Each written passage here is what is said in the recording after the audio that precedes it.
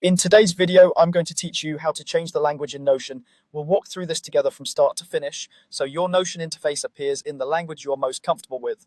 This is quick to do, and once it's set, it'll carry across your Notion experience wherever you log in. First, open your web browser and head to notion.com. This takes you to Notion's homepage. If you aren't already signed in, click Login. Go ahead and authenticate the way you normally do so you can access your account and workspace.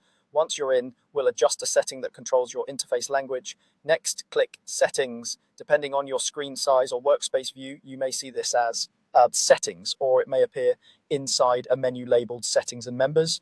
Either way, you're looking for the general settings area where your personal preferences live. It's the same place you'd expect to find things like account details and appearance. Inside Settings, click Preferences. This is where Notion groups options that tailor how the app behaves for you personally. You'll see sections for things like theme and text settings. The one we want is called Language and Time. Open Language and Time, and then look for the language option. This is the control that changes the interface language, including menus, buttons, and system messages. Click the drop-down menu to reveal the list of available languages. Take a moment to scroll and find the one you prefer.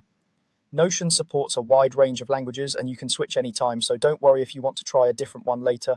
Once you've chosen your preferred language, click Update.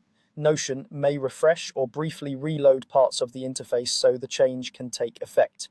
After that, you should immediately see your workspace interface translated.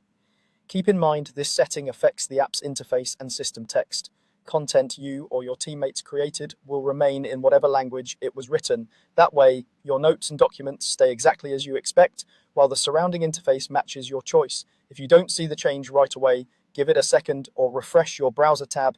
Also, if you use Notion across multiple devices, this preference typically carries over when you sign in, so you won't need to repeat the process on each device. That's it, your Notion language is now updated. Thanks for watching. Don't forget to like and subscribe.